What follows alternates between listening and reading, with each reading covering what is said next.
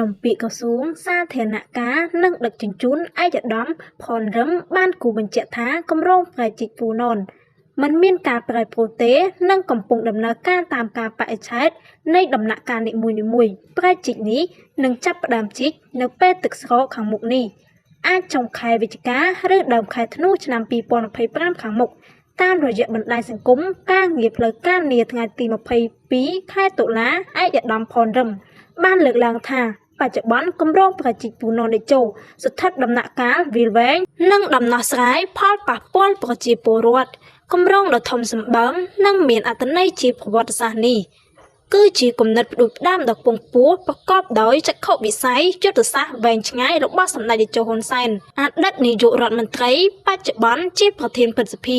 គម្រោងនេះបានបន្តយកចិត្តទុកដាក់និងអនុវត្តប្រកបដោយប្រសិទ្ធភាពនិងថាមពលដោយរដ្ឋាភិបាល